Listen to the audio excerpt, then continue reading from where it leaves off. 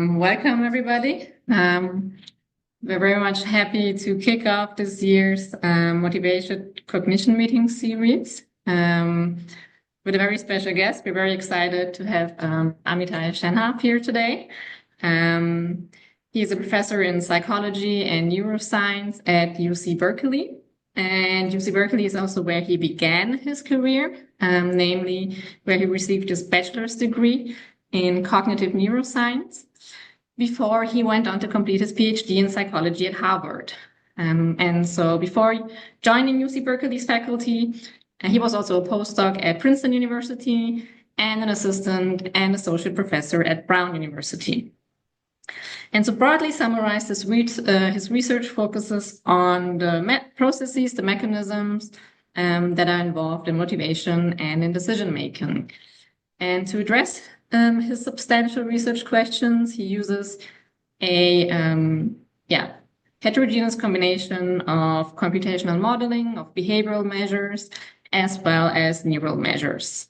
And in today's talk, Amitai will present work on the affective gradient hypothesis, an effect-centered account of motivated behavior.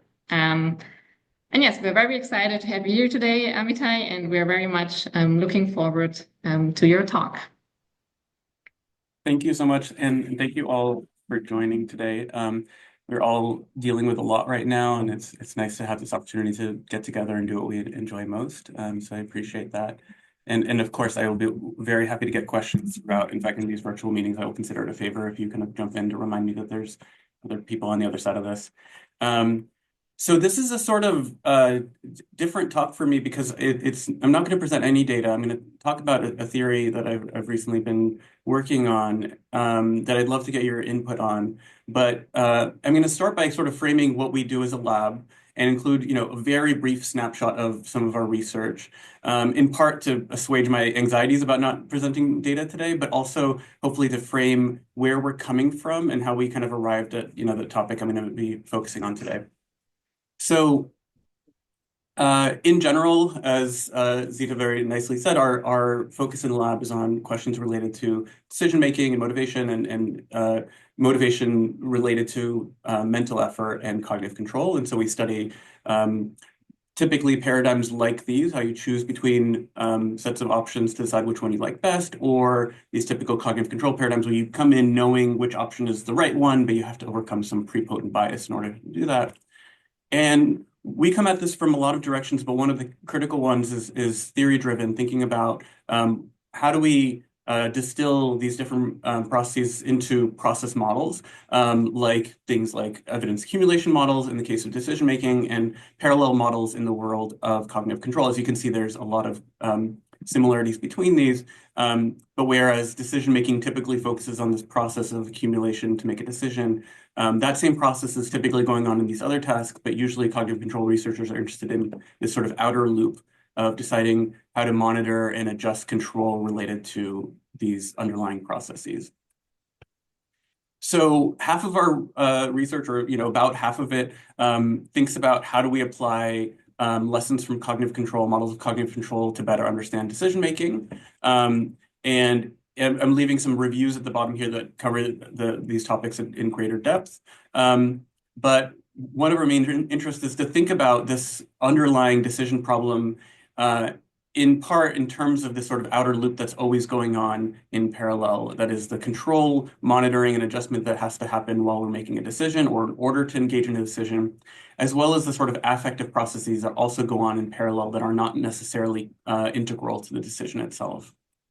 So the kinds of questions we've explored there or the kinds of findings include showing that while people make a choice, they simultaneously feel excited and anxious about their options. They can have both of those sort of experiences at the same time, and those seem to be, in parallel with the processes that are involved in making the decision itself. The reward signals that are critical for decision-making are themselves shaped by one's current task goals, for instance, whether you're choosing the best option or the worst one. And we've also found that as a result of this, some of the signals that we've typically thought of as signatures of value in decision-making can actually be other sort of metacognitive or affective signals masquerading as such. So that's a mouthful to describe a large body of work that you can read more about in these reviews. I'm happy also to say more about that later. So that's one side of the picture. The other side is to think about how can we approach cognitive control research from the lens of decision making. How do we use what we know about decision making processes to understand, in particular, how do you select the right level and type of control to engage? And in this work, we've tended to think of this as a many-to-many problem. That is, we think about, on the one hand, we have all of these different control signals, all of the things we could attend to or ways that we could adjust ongoing information processing. All of those can be tweaked at the same time. You can think of them as multiple knobs. And those knobs are all informed at the same time by many different outcomes, both positive and negative. So we think of this as sort of a mixed or multivariate portfolio. And for instance, in this case, we can think of those two of those knobs, like how much I want to attend to my task goal and how do I want to adjust my response caution. And the main thing to take away from this image is that you can decide the right setting of those two knobs at the same time by figuring out the overall value of what we call the expected value of control. I won't go into details of that, but that's sort of the key intuition here is that you can optimize across this multivariate portfolio all at once. We've dug into what we think that process entails, including that this kind of allocation of mental resources involves thinking both about the positive outcomes for success as well as the negative outcomes for failure. And while you're thinking about both of those things, you're also thinking about, let me jump to this, you're also thinking about the cost of mental effort and how much effort matters. So for instance, if you think, if the potential outcomes are great, but you think that it doesn't matter how much effort you put in, they'll always end up a certain way, then you would be, in those cases, demotivated from engaging in those efforts. So that is a 2-minute version of something I could have given in 2 separate talks. And again, I'm happy to answer more questions about that, but that is not the work I'm going to be focusing on today. It just informs it. The work I'm going to focus on today is summarized in this recent TICS paper that I wrote.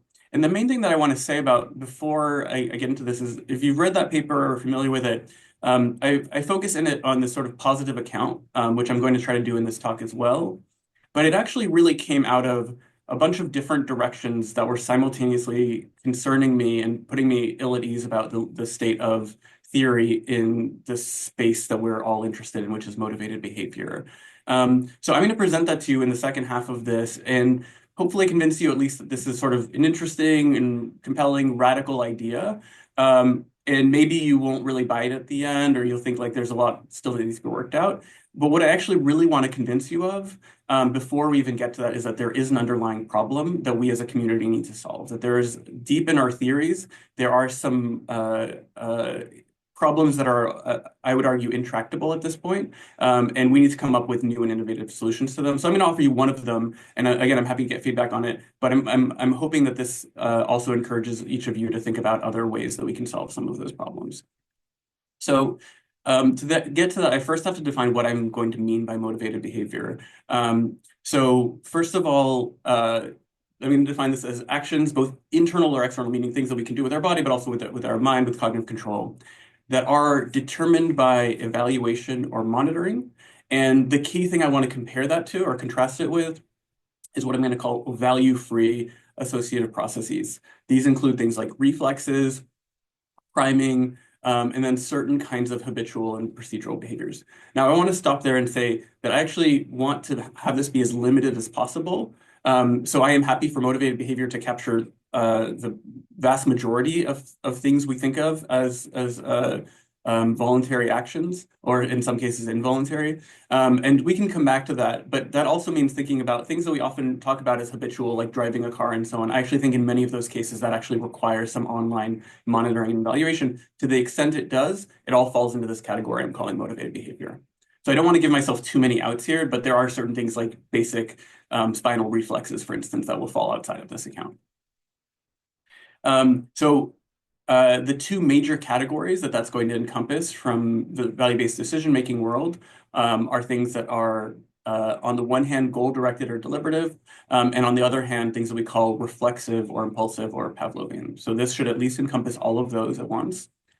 And many of you are have been studying motivation longer than I have and will hopefully agree that if you had to distill motivation research or motivated behavior into its key ingredients, three of the main ones that would come up include things like goals, value, and affect and emotion. And that's unfortunate because in my view, if you had to summarize what are the most critical obstacles to solving motivated behavior, those are the problem with goals, the problem with value, and the problem with affect. And so I'm going to unpack each of those individually now. And again, these are things that sort of were the concerns that drove that positive account that I'll get at later. And as we go, I'm very happy to hear about why maybe we shouldn't be worried about these things as much as I'm framing it.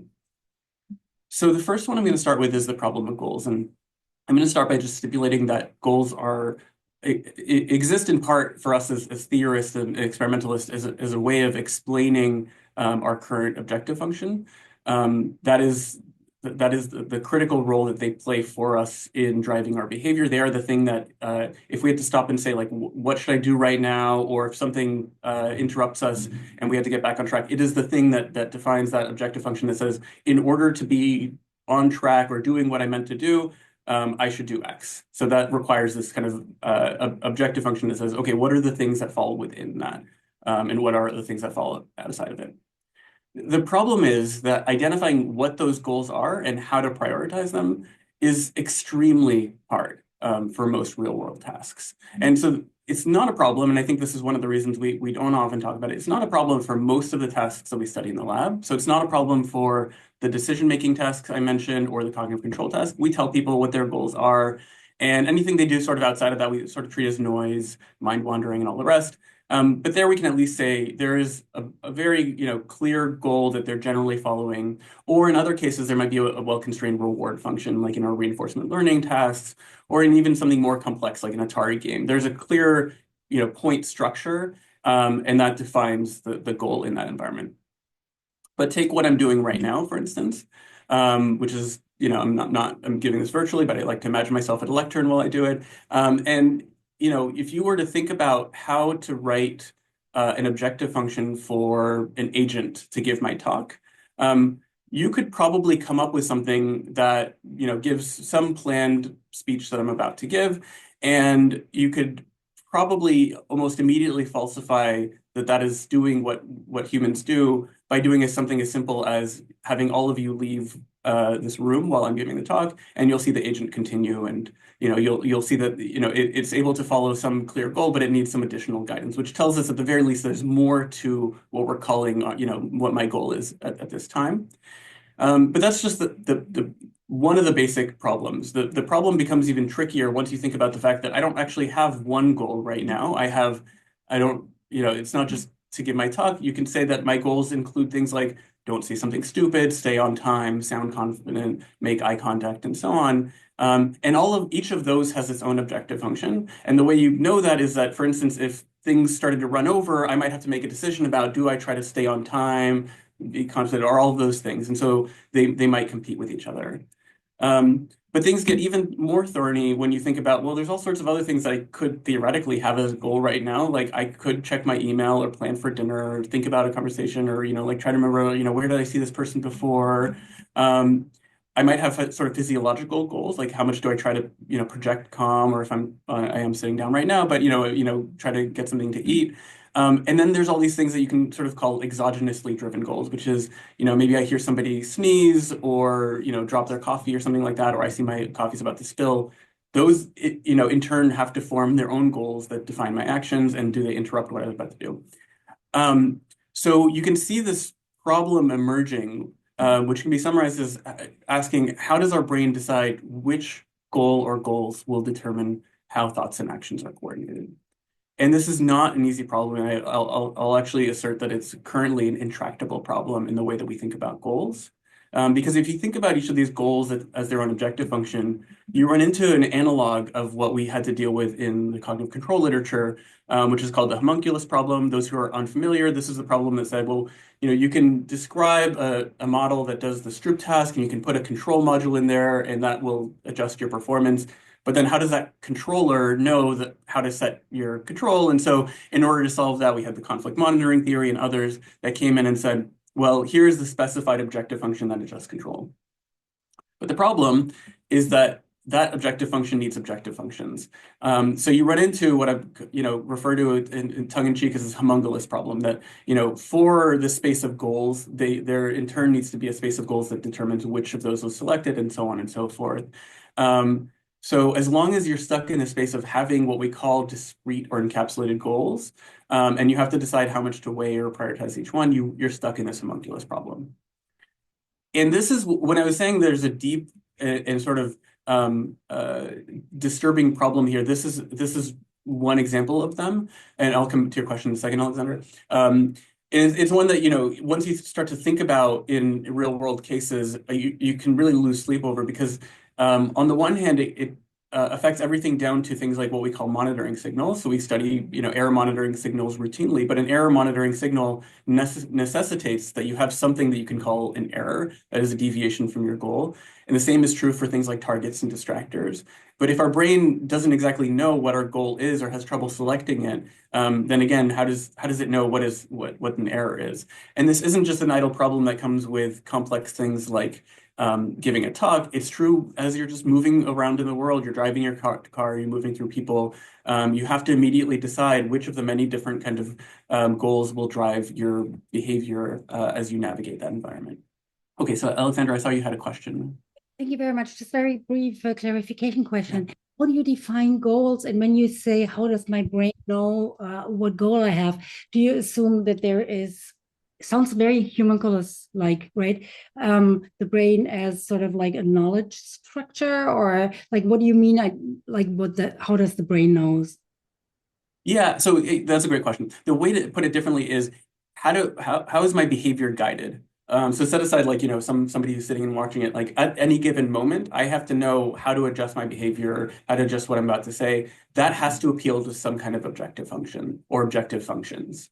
So there has to be something that says like, this is the right thing to do, this is the wrong thing to do. And so that's what I'm saying, there needs to be something like an objective function driving that. And our placeholder for that in our theories is goals. And typically, we don't have to worry about this problem because we constrain it down to 1 or 2 goals in our experiments. But once you kind of broaden that out, you can run into this, as you say, a homunculus problem effectively. Okay. All right. So I'm just going to foreshadow as I go through these issues how I'm going to try to solve it, and then I am going to unpack these more later on. So one way I'm going to suggest we can solve this problem is to actually avoid the idea of goals in the first place and just replace them with outcomes. So in this case, for instance, rather than thinking about each of those individual goals, I might have in my mind some combination of these potential future outcomes, like the positive feedback I might get, or how bad it would be to say something stupid and all of these things. So each of these forms its own future outcome state, but it doesn't in and of itself define a goal or an objective function. These are just things that are relevant to how I'm going to adjust my behavior, but they don't necessarily serve as their own goals. So that's what I'm going to suggest later. But as you might have guessed, this creates its own problem, which is, okay, then where do these positively and negatively valued outcomes come from? And that leads me to the second problem, which is this problem of how do we deal with the space of value or what has actually always been the space of values? So since we've talked about the notions of action selection in our theories, there's always been at least 2 kinds of goals. I'm going to call those for shorthand cold and hot, 2 kinds of values, sorry. And I'm going to call those cold and hot values. And so the simplest version of this is thinking that there's one kind of emotionally or affectively charged system that can drive behavior, maybe only in certain instances, but the rest of the time or in parallel, there's another system that does everything else. And that, I'm going to call that kind of cold values. And I think this is kind of deeply intuitive that, we have, I think we hesitate to think that emotions or in and of themselves drive all of our behavior. So anything else that we want to call value-based has to have some other function. And that's what I'm calling cold value. And this in of itself could have multiple different cold value systems, model-free, model-based, and all of that. So that's kind of one basic distinction that's existed. But even when people are thinking about these kind of cold value systems, like in basic decision-making experiments, there's also been an acknowledgement that that value, that cold value, has to originate from somewhere. Like if I'm making a decision about, coffee and cupcakes and so on, I have to have, something that I originally experienced that drove that. And so there's an acknowledgement that maybe, for instance, that came from an affective experience, something that's been called experienced utility, and that then gets transformed over time into what's called a decision utility. So there's some sort of affective experience that happens, that's that kind of an initial thing that tells me how good or bad something is, and that then informs what it ultimately is driving these decisions. And at the same time, there's this idea that even after you form that, you can also have affect or emotion play a role during a decision, either through these sort of integral routes, you're pulling on information related to future risk and how you feel about that, or these incidental routes related to kind of your mood state and all of that. And let me pause because I sort of just, rushed through that. So if there are any questions about what I mean by any of this, I'll just quickly pause. Okay, so here's the problem with this is you can start to see is, first of all, there is this deep mystery to how this transformation takes place. It's sort of just asserted that somehow these affective values turn into not affective values or cold values, and those kind of do the work for us. How that happens is not clear. That doesn't mean it's not solvable, but it remains deeply mysterious how you can do that kind of transformation. It becomes even more problematic when you think about these sort of cold values, in order to be useful in the way they need to be useful, need to be flexible across contexts and goals and so on. And so you need to have figured out a transformation between these that's either robust to all of these or, constant retransformation between those two spaces. And that leads to this other problem, which you can kind of already notice, which is there's sort of this Mobius strip element to this, that somehow anytime there's this cold value we want to make decisions for us, there's hot value not too far behind or in front of it. And so it seems like in many cases they're sort of happening in parallel, and there's either redundancy or it's not clear which of them is really doing the work. And that's all just focusing on decision making, which is where these models typically arise. But as everybody on this call knows, affect happens outside of decision making. When we're not in, making decisions, we can experience this affect related to readings, sitting on the beach, ruminating, all the other experiences we have throughout our day. And then we also know that affect can arise while we're making a decision, things like anxiety or certainty. So even once you're at this point of making a decision, even if it's occurring through like these cold values, it seems that you're simultaneously still generating some sort of feeling about the state of being in a decision. So the radical turn I'm going to take there is to suggest that maybe we can just get away with just turning off one of these taps. And I'm going to suggest that, towards parsimony, we can just focus on one of them. And for various reasons, I'll get to some degree, but I'm also happy to defend more that if we had to choose one of these, that we should start at the very least with affect, because I think I'm going to assert that is the thing we know at least that we have. And I'm happy to defend that or discuss whether that's something that people agree with. But this will start out with sort of a thought experiment, like how far can we get with affect?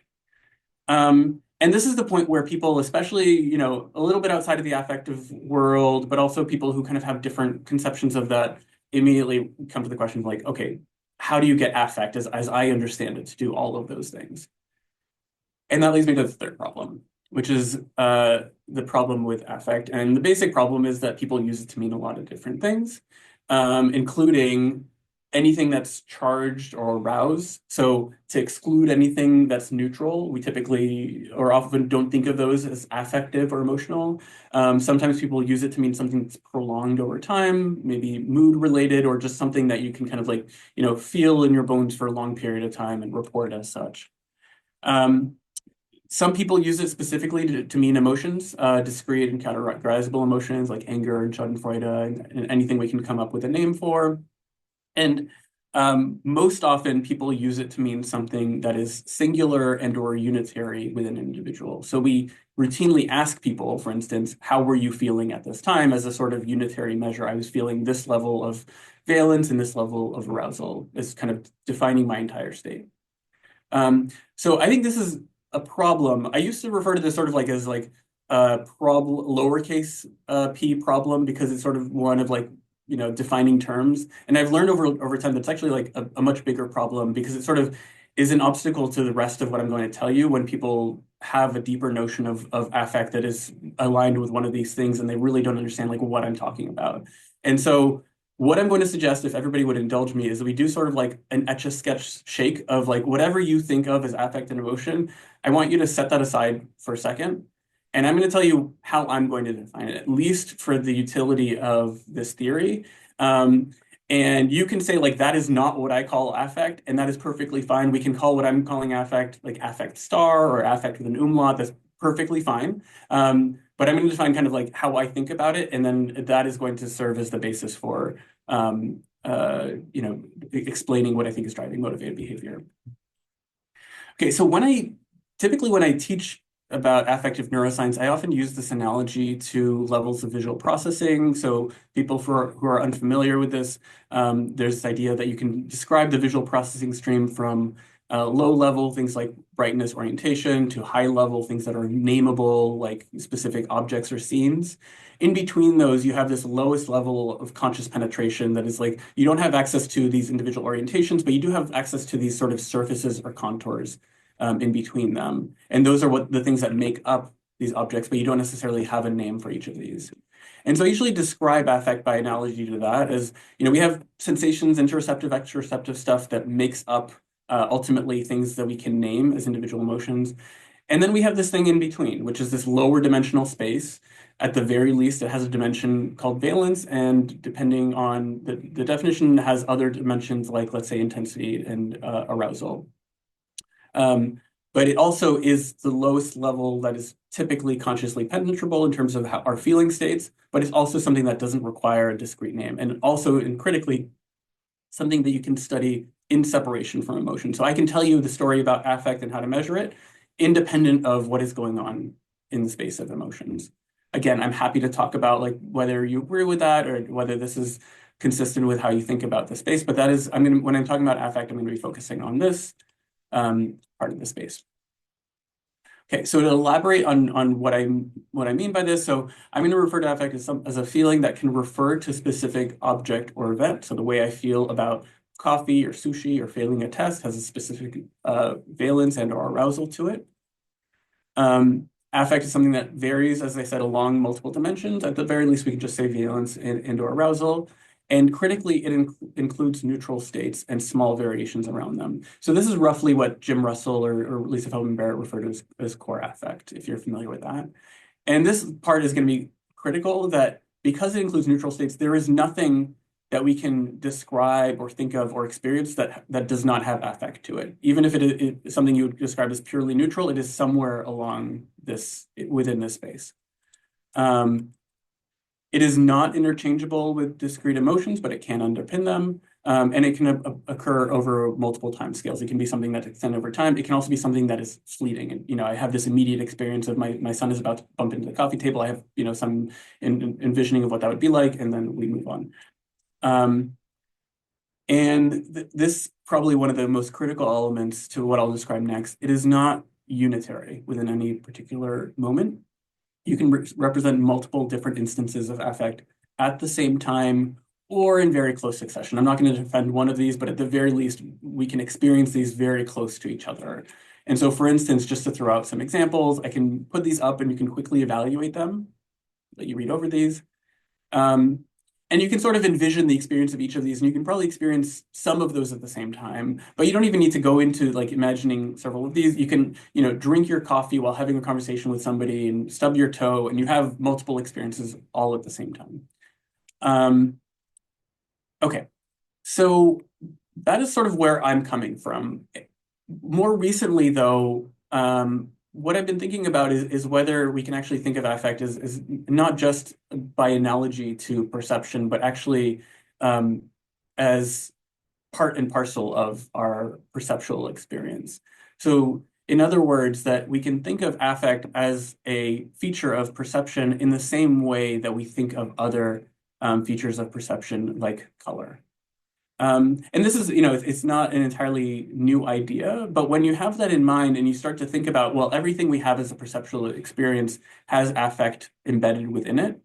And that means that any way that we manipulate perception in our minds that we know about from the perception memory literature should carry forth the same properties as affect, then you sort of arrive at a set of principles I'm going to describe next that hopefully aren't entirely counterintuitive, but they all follow from the same basic principle. And they follow from sort of analogy or, the same mechanisms from memory and perception. Okay, so one of those is that any kind of individual percepts that we have, so any state or episode has this thing I'm going to call affective qualities or features. And so that means it has some valence and arousal, but it also is attached to specific identity. I have the feeling I have about this muffin, about turning in my grant late or whatever late, my grant being awarded, being hungry. All of those things have a feeling to them, but they're also attached to that identity. So they're not, for now, I'm going to say that they're not directly interchangeable with each other. That these affective features can be evoked by experiencing, for instance, eating that muffin or drinking the coffee, or by recalling the time that I did those things or imagining those. The same way that thinking about some past experience brings to mind the color associated with it or those other features. And again, for the same reason, borrowing from perception, we can say that these same features can come to mind through bottom-up means. So through a kind of priming or spread of associations, if I see something like a commercial that reminds me of that, okay, now I have this muffin in my mind, the other associations. But I can also engage in some sort of directed search, like thinking about lunch, that leads me to be thinking about that muffin. So either way, I end up at the same state of feeling something about that muffin, but it came about from different routes. And so this is already going to start to address questions of how do you get at something that looks more deliberative or more reflexive from these same value properties. And again, this is, by direct analogy from work, if you're familiar with it in object recognition or episodic memory, the same idea that you can sort of immediately get this spreading of associations. We know that that's true in the world of visual properties and semantics and episodic events. So I'm just suggesting that to the extent that's already true, well, as long as we kind of carry that representation in our mind, that also has this affective feature that evokes some experience. And then the next critical feature is that we can hold multiple of these things in mind and in parallel. So that can include things that are related to a task. So if I'm making a decision, I can have feelings about the options I'm evaluating. They can be feelings I have about achievement or failure at this task. Like our participants, when they're making these decisions in our experiment, are partly motivated by thinking about how well they're going to do. I could be thinking about other opportunities, other things I could be doing instead of this task.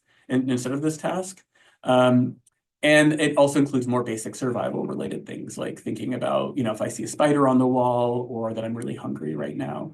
So all of those things can happen at once and they all have the same properties as I've said above. And then the last part of this is to suggest that the sort of saliency or potency of those affective features, the kind of feelings that are being evoked right now, will be tied to however vividly I'm representing those potential states or outcomes. So this carries with it ideas from psychological distance and kind of related accounts, but anything basically that we know about what makes representations more or less vivid, for instance, episodic memory, like how distant something is in time, how likely or unlikely it is, and so on. So all of those things should act on how strongly something is being represented and therefore kind of how potent that is. Okay. So if you've been able to follow all of that, let me actually pause there because the rest of this, I think I'm going to summarize the rest of the theory in one slide. So this would be a good time to pause if there's any questions about this part. Okay.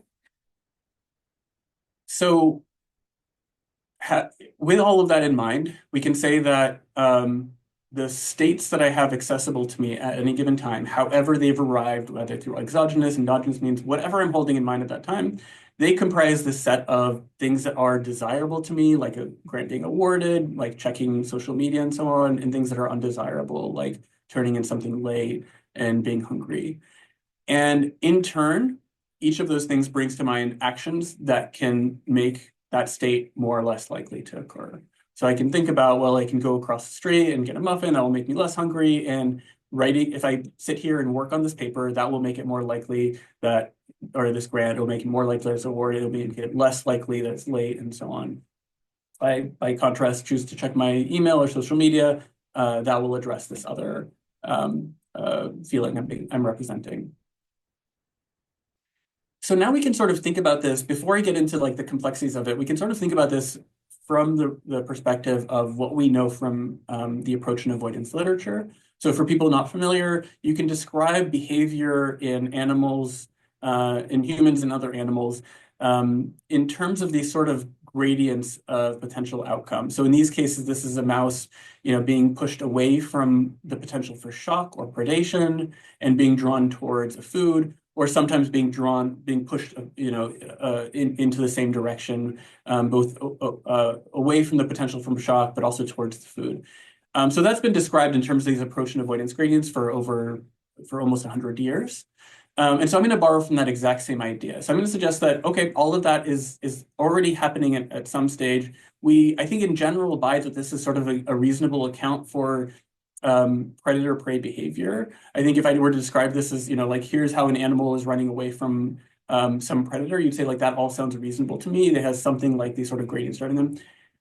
What I'm going to argue is that same basic structure can actually drive most of what we call, in fact, all of what we call motivated behavior. So the idea here is that these same gradients can provide objective functions, just as they do in these cases. They can just provide objective functions over which these other sets of behaviors can be optimized. That is, they can provide objective functions that push me towards, for instance, writing my grant or towards writing my email, depending on what are the outcomes attached to each of those and how much I care about them. And so using this really poor, I think, like MATLAB image, you can sort of think of it as like this contour space where there's spaces, there are potential states that to me would achieve better affect, or ones that are worse affect, and you're sort of basically surfing that space. And you'll notice this asterisk here, and that's to denote, and that's something I'll come back to later, that what we describe better or as better or worse affect may not be the same across all people, and that's something I'm very happy to talk about later. But for now, I'm just going to, let's pretend for now that is the same across people, but assume that the same thing can be generalized to cases where that's not. And then the last piece of this is to suggest that people are adjusting their actions and control states to support positive movement along this gradient. In other words, to feel better and to avoid feeling worse. So if you just kind of invert this and say, like, okay, these are the outcomes that I want to approach and achieve, then that leads me to be more likely to engage in, for instance, writing my grant in order to avoid being late. And at the same time, to some extent, be pushed towards writing my email. And then there's sort of competition that happens in the space of action. And what that can do is produce these sort of transient changes in action control that look like, these behaviors of the predator-prey-like behaviors. That is like me kind of suddenly adjust my behavior, but they can also sustain prolonged action. They can lead a person to persist with or disengage with the current task as long as those states remain salient. And I'll give an example of this in a second. So in other words, changes in one's affect landscape are the things that create goals, and that actions and control states coordinate around achieving these goals. So goals, in a sense, then become emergent properties of this dynamic optimization process. So coming back to my example earlier, I said, well, there's all these different goals that I can have in giving a talk. And the way I suggested earlier that you can sort of redescribe this is, at any given time, I might have any number of these potential states on my mind, probably only a subset of them, and maybe throughout my talk, I'm only focused on one. But as these emerge, they can drive behavior accordingly, and most of them might drive behavior towards me focusing on my talk, and some of them might drive behavior towards, thinking about dinner or something like that. But basically, my emergent behavior is the product of solving across those. And one thing that I really want to highlight here is there's some parts of this that you wouldn't normally think of as being part of the evaluation function. That is, I'm not sitting here thinking about like walking out the door and just, doing something else right now. But you can imagine that if I had that fleeting thought for a second, that I would have this kind of immediate feeling of that would be really shitty of me to back out on this big commitment. And this is something that I sort of refer to as like this dormant counterfactual, that as soon as I consider that action, I immediately get redirected. And this is something that my postdoc Yvonne has referred to as a sort of affective cliff. And this is something that, you'll notice as soon as you start thinking about it, you'll notice it everywhere, because we typically think about, the things that are in our immediate space of potential outcomes that we're considering. But those actions are always buffered by, here are the other things you could be doing. Like all of you are not about to just, like wave your hands around or get on the mic and yell things.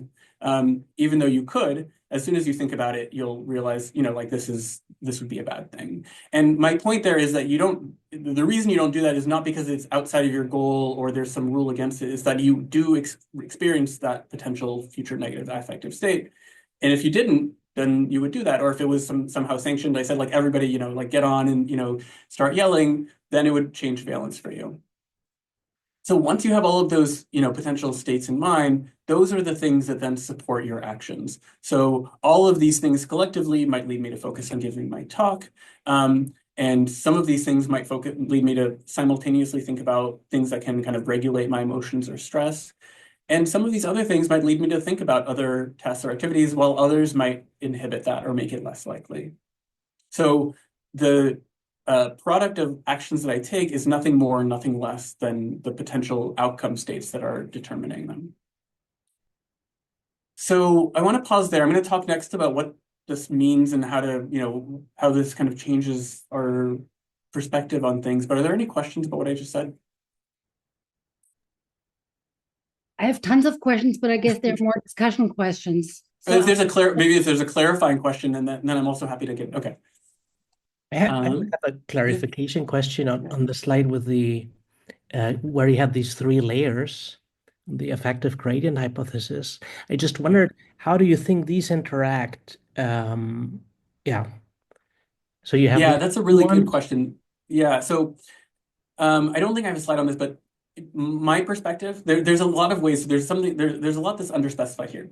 There's a world in which all of these can get combined into what's called a common currency, and like these values sort of combine, and then we sort of select. And the theory is amenable to that. What I actually think is happening is that all of these act on basically produce, we think of as votes or evidence for different actions, and then those actions compete with one another and some emerge. And this is basically following from what Paul Ciszek has proposed as this affordance competition hypothesis, that we're always kind of considering different evidence, and that's accumulating towards different actions. And this is readily aligned with that and doesn't require any sort of convergence of values. Okay, so one kind of critical shift that's happening as we do this is to kind of move from thinking about a kind of goal or decision-centered perspective of motivation to an outcome-centered one. And so one way of kind of thinking about that concretely is coming back to a decision-making task. So normally in a decision-making task, we think of this kind of process of evidence accumulation. I'm weighing the values of these different options, and those lead me to respond a certain way. That's being supported by this higher level goal. And the simple alternative here is to say that, to the extent it's supported by this goal, it's because that goal has some positive and negative features attached to it. That there is a reason that I want to perform this goal in this experiment. For instance, the experimenter told me, and I don't want to let them down. I don't want to look like a jerk and all of that. If the conditions change, the experimenter walked out of the room, left for the night, and so on, then I would change my behavior. And so this is amenable to those dynamic changes, whereas a typical kind of goal-oriented perspective would need to be sort of hardwired to account for each of those conditions. So basically all of our actions, including these kind of higher level actions, are determined by this evaluation of states.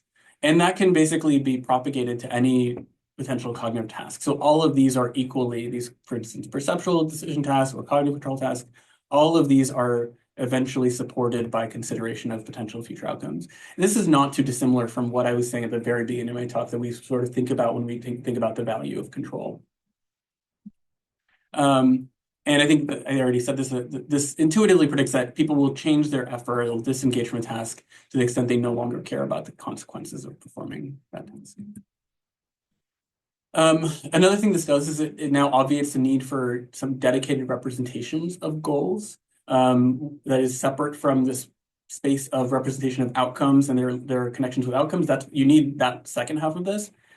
Representation of goals per se becomes optional. And so it might still be the case that our brain represents goals per se in these sort of encapsulated forms, but you don't need that anymore. So it sort of would be amenable to evidence that the brain is only processing something like these actions and outcomes.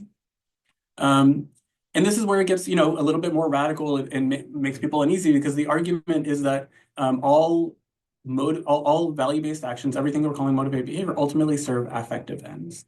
So this is in contrast to saying there's something kind of cold, cognitive, or something else that's intramenstrual. And this is in tension with certain theories about things like information seeking.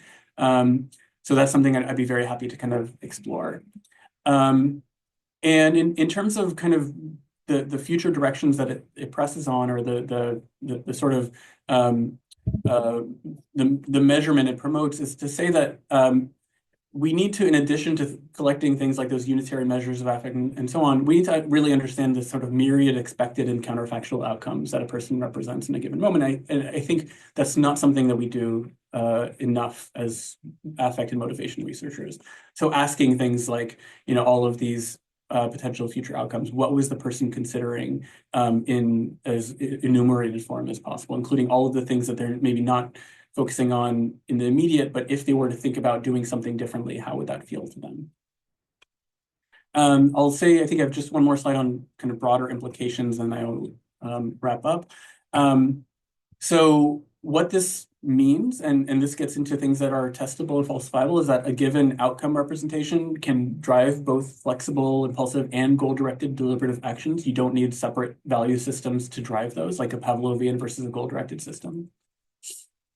That the things that we think of as intrapersonal conflict, things like multiple selves or multiple agents, can actually reflect competing affective associations that a person has from a single agent. That there's multiple things that we can feel at once. We know this from the ambivalence literature, and that it is the resolution of these conflicts, or that the resolution of these conflicts can reflect how those affective associations play out, how strong they are, and how much they're pushing on different actions. And that will emerge as something that we call self-regulation success or failure. But that ends up being something quite different from saying that, the muscle that drives self-regulation or something like that failed. And I think that also has important implications for how we think about this from a clinical and developmental perspective. And that leads me to the next point, which is that variability in motivation across people will similarly reflect variability in the expectations that they have about outcomes and affordances in different situations. And then this is something that we've been, really enticed by recently, the idea that we can start to think about the experience a person has over a period of time as the integral over these sort of affective features that they're representing over that time. And so one concrete version of this in the space of effort, for instance, we think about effort costs as the thing that's sort of related to the muscle that you're driving. There's some cost associated with, pushing on mental effort. But there's also, while you're performing a task, you're constantly thinking about potential success and failure. And so we're really interested in the extent to which just thinking about potential failure, for instance, for withdrawing your effort from a task, might be one of the things that's driving that kind of overarching experience of effort costs. And then I'll just conclude. Sorry, my light's about to turn off. Second.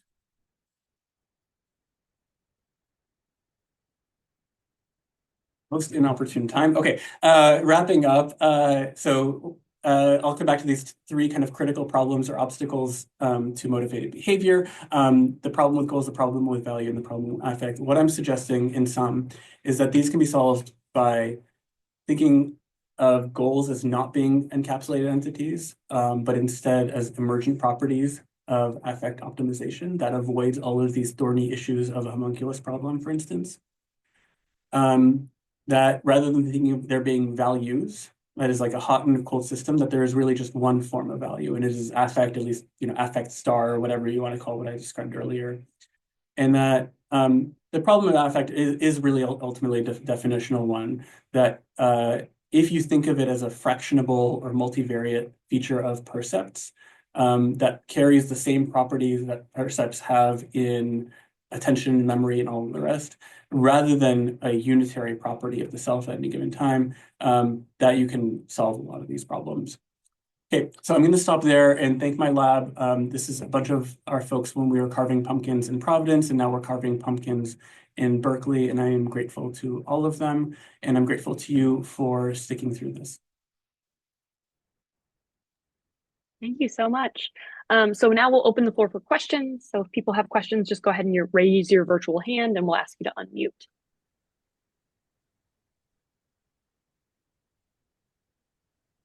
Alexandra. Yeah, thanks a lot. I'll start with a question that was addressed by you at the end. When you say there's only one value, and that's affect, isn't affect also an integral of many values? Because you pointed to the multidimensionality of these outcomes. And there are feared aspects, liked aspects, disliked aspects, high arousing, low arousing, and so on. So would you say there's only one value and that's the integral? But wouldn't this still mean that there are many values and you're just going one step higher up in the abstraction? Yeah, so let me clarify. I think that's a great point. So, for instance, if there's like an appetitive and aversive system, for instance, I think that's consistent with what I'm saying. And I think below that, there's all of these kind of properties that give rise to, I think that's sort of what you're gesturing at. And no, this doesn't address that, and you can call those different values. So I don't mean to suggest that those, don't exist in some differentiable form. But I guess my point is beyond that level, like once you reach that kind of level of, the equivalent of mid-level processing, there's not some other kind of value that then gets translated into. So in essence, what I'm saying is there's this hot value system, whatever form it takes, the same one that drives approach and avoidance behavior in other animals, and nothing else. Does that answer your question? Yeah, thank you. And I have one more value question, if I may, and then I shall. Okay, so you said that the affect is basically driven only by the valence of the outcome, correct? Yes. Let me see if I want to contradict that in a second. Okay, go ahead. Because here my question is, and particularly when you talked in the end about effort, actions also, the means with which you arrive at these outcomes also have a valence. They might be aversive or you might love them. You might experience them as effortful, and I agree with your account of effort as a summary experiential state, by the way. But wouldn't you say that this factors in, so it's not only about the outcome, but at any given moment, I am also engaged in a certain activity to get at the outcome? And wouldn't that also be factored into the overall valence? For instance, if you switch writing on your grant to checking your email, maybe because it's so aversive at the moment because you're stuck in your grant, and writing an email fast with easy positive activity valence. Yeah. So I don't want to exclude that possibility. So first, I am amenable, and I think the way I wrote the paper was inclusive to that. One of the things that's been really fun about working on this is thinking about, like, if we take this to its natural conclusion, what do we still need? And one of the things that's emerging as not something we necessarily need in all these cases is something like action value, which feels, I have the same sort of hesitancy that you were sort of suggesting there, because, we've based a lot of our theories before on this idea of effort cost and action values. It turns out that you don't need those to do work for you always in selecting action. And in these other cases, like effort costs, it is a deep, deep mystery where those come from. That is always the first question I get after talks. And the reason this is attractive to me, at least the idea of kind of these experiences of failure, or what I call failure risk, is that it would solve this problem without needing this additional variable that we can't explain. But I don't want to exclude what you just said. So, it is perfectly fine to say that there's also action values feeding into this. But I do like thinking about, well, if we know that we just have, or if we know that we at least have these outcome state representations, how far can we get with that? YC? Thank you for the great talk. And I think I really resonate with this idea of sort of the primacy of affect. I have two questions that I'm not sure are central to the theory, but I'm curious to see how they fit in. The first is sort of, I think you define affect as a feeling associated with an item or an episode, but we don't always know why we feel what we feel. And then there's the literature on incidental affect and its effects on decision making. And I was just wondering how that fits in when affect is not necessarily tied to a specific item or episode. That's the first question. The second question, that this is a short one, which is, I'm trying to figure out sort of like how this idea is distinct from just positive reward and punishment. Like what does sort of like bringing the kind of the literature and terminology of affect change the and I should say that I feel like there's something different, but I kind of hear sort of like how you're thinking about it. Yeah, both great questions. So to the first one, I don't really know the answer. I mean, I think like a lot of this introduces new questions that need to be explored. I mean, why incidental affect has its effect on decision making requires really understanding how it's having that effect. I mean, so the explanation that's offered is sort of mechanical, that there's something that's changed in your mood state and then that changes decision making, and what are the steps between that I think are still mysterious.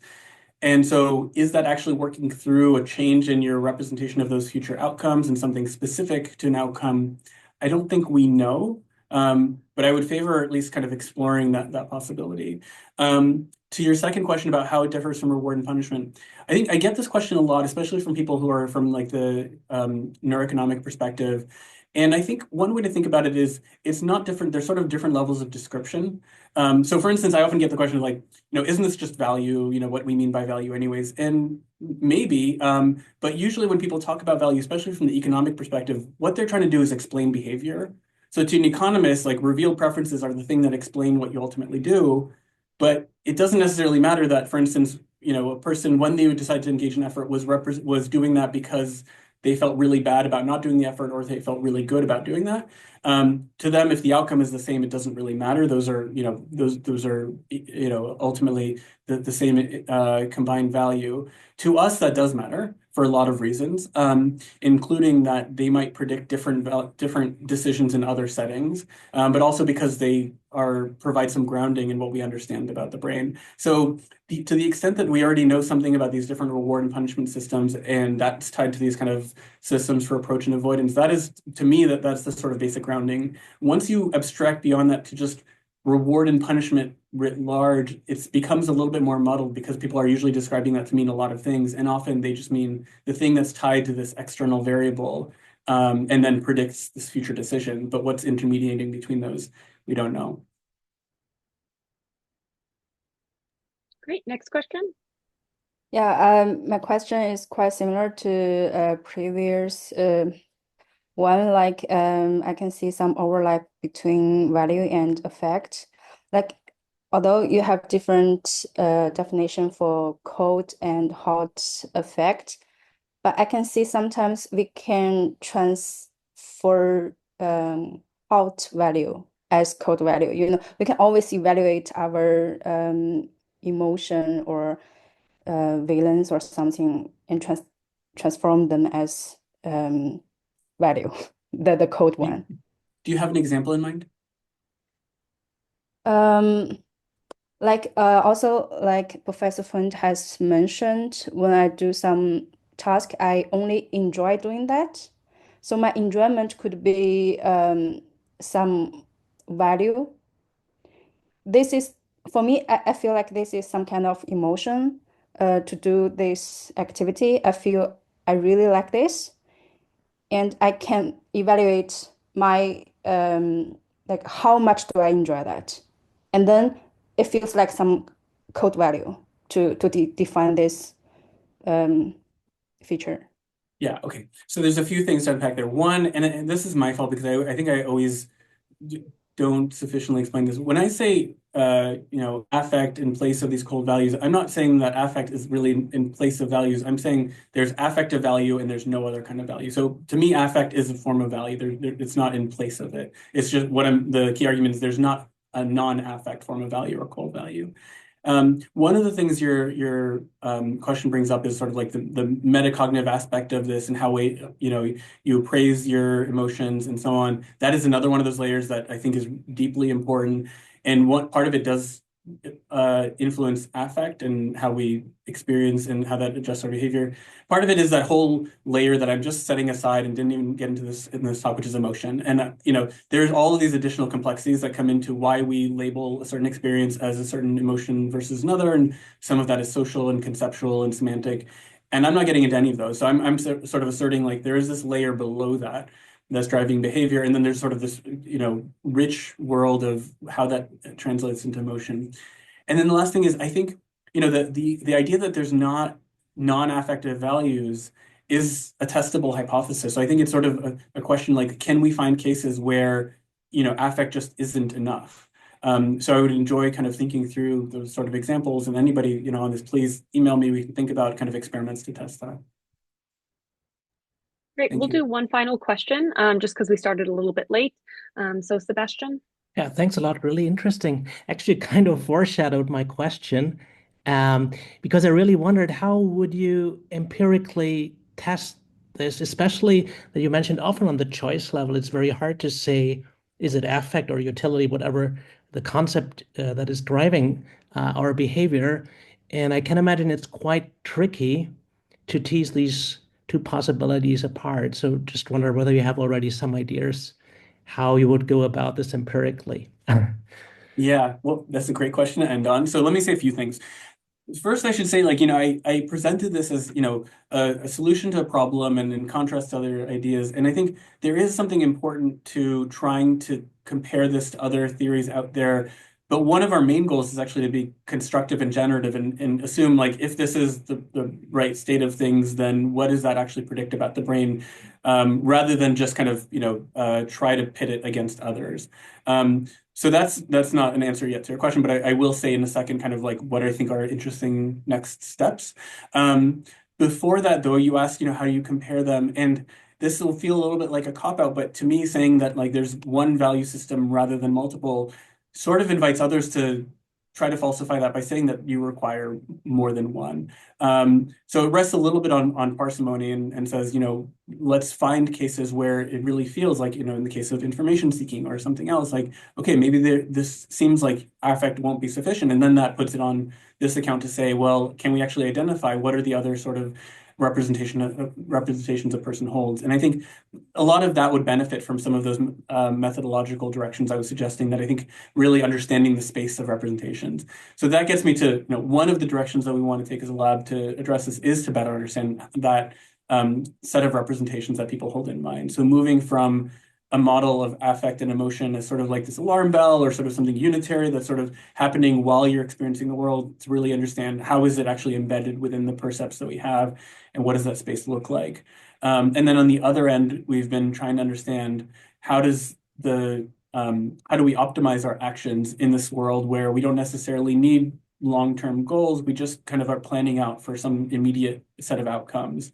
And there we've been really exploring this set of models from engineering called model predictive control. I'm happy to talk more about offline, but in those cases, rather than relying on something like some long-term learning, you're always just kind of looking ahead to some potential future states and adjusting your actions accordingly and then continually updating, which is basically what I'm suggesting might be happening here. And then in between those two things, and this gets to your main question, is the idea of, if we were wrong about how we think about goals and value, then that suggests that maybe we were wrong about some monitoring signals and things like that, or value signals, and that introduces alternate experiments to explore. So those are some of the directions that we want to take. Thanks. All right, I think we will go ahead and end there. So thank you one more time to Amitai for a wonderful talk. You can join us on Tuesday, April 8th for the next MCM, where Patricia Lockwood will be giving a talk.